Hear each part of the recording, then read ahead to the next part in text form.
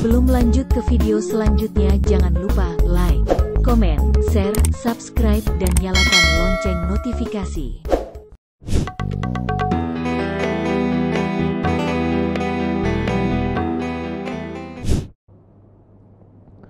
Imam Shibli pernah ditanya, lima tasfirus syamsu indal ghurub. Kenapa matahari itu ketika dia tenggelam, dia memerah? Matahari ketika tenggelam memerah di ufuk barat. Kenapa? Imam Shibli menjawab, li'annaha unzilat an makanit tamam fasfarrat li khawfil maqam. Karena matahari saat itu sedang terasing dari tempat yang sempurna, maka memerah dia karena takut tidak mendapatkan tempat yang sempurna.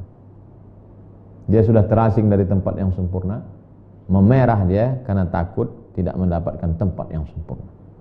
Bagaimana dengan kita? Pernah ada rasa takut dalam hati kita sehingga berubah raut wajah kita? Pernah ada rasa takut dalam hati kita sehingga terpotong-potong jantung kita? Pernah ada rasa takut dalam hati kita sehingga tak lalu makan, tak lelap tidur? Wa kadzal mu'min, begitu juga dengan seorang mukmin, idza qaraba khurujuhu minad dunya, ketika dia sudah mendekati ingin keluar dari dunia ini akan mati, isfarra launuhu, menguning warna kulitnya, li'annahu yakhaful maqam, karena dia takut kedudukannya nanti baik atau buruk, kedudukannya nanti dapat husnul khatimah atau su'ul khatimah, kedudukannya nanti apakah selamat atau tidak. Fa idza tala'atis syamsu, ketika matahari terbit, tala'at mudhi'ah. Tapi ketika besok pagi kita lihat matahari terbit, dia tidak memerah, tapi terang benderang, bercahaya. Maka dzalikal mu'min, demikian juga orang beriman. Idza bu'itsa min qabrihi, ketika nanti dia dibangkitkan dari kuburnya, kharaja wajhuhu yusyriqu, dia bangkit dalam keadaan wajahnya berkilau cahaya.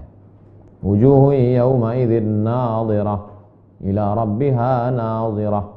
Saat itu wajah orang yang beriman itu bercahaya, karena saat itu dia memandang yang maha bercahaya, Allah subhanahu wa ta'ala.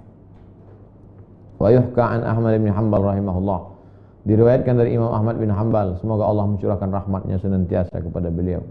Dia berkata, sa'altu Rabbi azza wa jalla, aku meminta kepada Allah subhanahu wa ta'ala, an yaftaha alayya baban minal khawf. Aku minta kepada Allah subhanahu wa ta'ala supaya Allah membukakan satu pintu takut kepadaku. Takut, banyak pintunya. Ya Allah, bukakan satu pintu saja untukku supaya aku takut kepada Engkau. Fafutiha, lalu dibukakan pintu itu. Fakhiftu ala aqli, aku takut akalku. Aku takut kepada akalku. Fakultu, aku takut akalku ini liar, menjadi akal yang tak terbendung. Fakultu, aku berkata kepada Allah, ya Rabb, ya Allah, a'tini ala qadri ma utiq, berikanlah aku kemampuan akal ini sesuai dengan yang aku mampu saja ya Allah. Fasakana dzalika anni, setelah itu barulah aku merasa tenang. Jangan bangga dengan kecerdasan, boleh jadi kecerdasanmu menjerumuskanmu dalam neraka jahanam. Jangan bangga dengan harta, boleh jadi dengan hartamu kau justru jauh dari rahmat Allah. Jangan bangga dengan sehat, boleh jadi dengan sehatmu justru engkau menjadi orang yang durhaka. Jangan bangga dengan anak dan keluarga, boleh jadi dengan itu engkau menjadi orang yang lalai. Senantiasa ada rasa takut kepada Allah, takut lupa, takut lalai, takut berkhianat, takut tidak amanah, takut, dan takut. Itulah maqam yang ke-9, yaitu khauf. Jamaah yang dimuliakan Allah subhanahu wa ta'ala, esok malam kita akan masuk ke dalam maqam yang ke-10. Stasiun 49 stasiun menuju Allah. Besok kita masuk ke yang ke-10, yaitu raja. Raja artinya harap. Malam ini takut dulu baru harap. Kata Imam Al-Ghazali, orang yang mendekati Allah subhanahu wa ta'ala, orang yang terbang menuju Allah itu sayapnya dua, khauf, raja. Takut, harap. Ada takut, ada harap. Kalau orang terlampau takut, dia bisa menjadi apatis. Mesti ada harapan. Orang kalau sudah putus belanja, boleh jadi dia masih hidup 3 bulan. Putus air bisa hidup 3 hari. Tapi kalau sudah putus harapan, dia hanya akan hidup 3 detik, setelah itu dia akan mati. Maka jangan pernah putus harapan kepada Allah subhanahu wa ta'ala. Sebelum kita akhiri, Kita akan jawab beberapa pertanyaan. Dari Dodi, Assalamualaikum Ustaz. Waalaikumsalam. Apa tanggapan Ustaz atas lirik lagu Aisyah? Macam mana lirik lagu Aisyah? Saya tak mengikuti. Kita cari dulu ya, lirik lagu Aisyah. Lirik lagu Aisyah.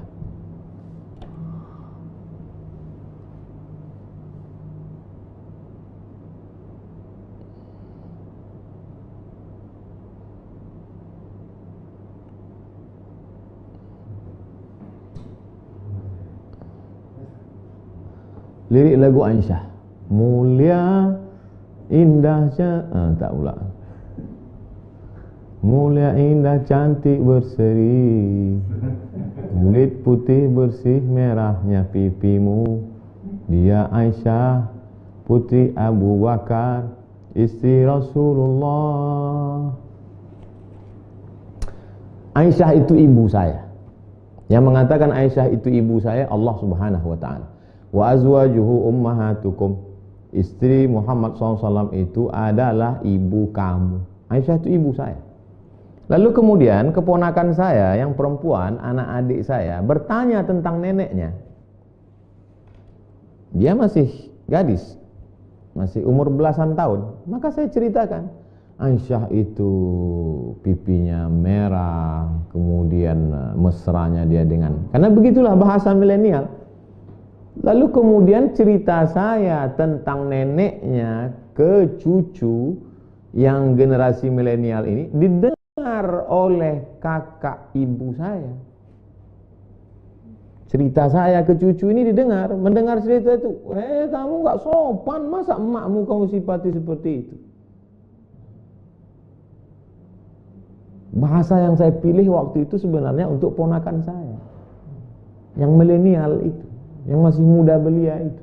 Tapi didengar oleh orang tua, dia katakan gak layak, itu bahasa ke ibumu gak cocok, gak sesuai seperti itu. Kedua-duanya sayang. Saya sayang ke keponakan saya, maka saya pakai bahasa yang saya pilih, itulah yang sesuai untuk milenial. Saking sayangnya saya tidak mau cucunya ini lupa pada neneknya. Tapi juga abang ibu saya sangat sayang kepada adiknya. Dia tidak ingin kami menjadi anak yang kurang ajar, sehingga menyifati suatu sifat yang tak layak untuk ibu kami. Begitulah orang kalau sudah terlalu sayang. Oleh sebab itu jangan lupa, ketika pilihlah kata-kata. Alhamdulillah beberapa hari ini kan sudah ada syair yang baru.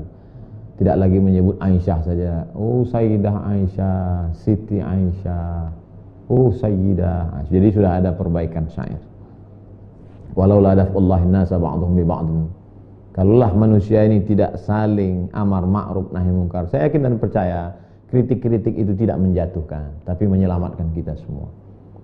Maka bagi insan seni, jangan pernah berhenti, teruslah berkarya. Kenalkan Fatimah, kenalkan Sayyidina Al-Hasan, kenalkan Sayyidina Al-Husain, kenalkan Sofia, kenalkan Ummu Kulthum, kenalkan Zainab. Dengan bahasa yang indah, pilihlah kata-kata, karena kalau tidak kita kenalkan, maka nanti mereka ini akan hilang dari anak cucu kita. Dengan bahasa mereka, dengan bahasa seni, dengan bahasa lagu, bilisani qaumi. Wallahu a'lam bishawab. Bingung mencari marketing agency untuk memasarkan produk kalian? Jogja Lantai 2 hadir sebagai solusi. Melayani jasa Facebook Ads, Instagram Ads, dan Google AdWords. Dengan tim yang profesional, membuat Jogja Lantai 2 menjadi penyedia jasa digital marketing yang terpercaya. Segera cek di website www.jogjalantai2.com.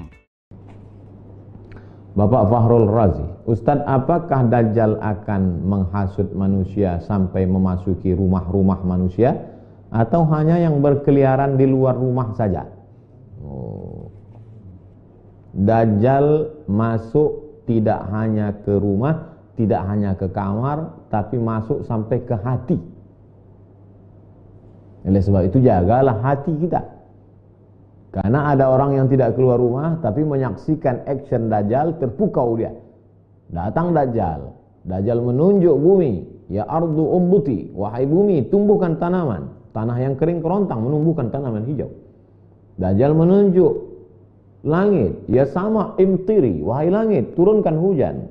Turun hujan di saat kemarau panjang. Dajjal datang kepada mayat, ya mayat, qom, wahai mayat, tegak berdiri. Dajjal tegak, mayat tegak berdiri. Lalu orang menyangka dia adalah Al-Masih. Ternyata dia adalah Al-Masih Ad-Dajjal. Dajjal artinya KW, palsu. Oleh sebab itu kita ikuti sunnah Rasulullah SAW. Man qara'a surat Al-Kahfi, siapa yang baca surat Al-Kahfi, adha'alahu min nur ma bainal jumu'ataini, hari Jumat, malam Jumat, sore Jumat, pagi Jumat, Allah akan jaga dia sampai Jumat berikutnya. Hafal 10 ayat di awal surat Al-Kahfi untuk menjaga daripada Dajjal. Sebelum salam, Allahumma inni a'udzubika min adzabi jahannam wa min adzabil qabri wa min fitnatil mahya wal mamat wa min syarri fitnatil masiihid dajjal. مولاي صل وسلم دائما أبدا على حبيبك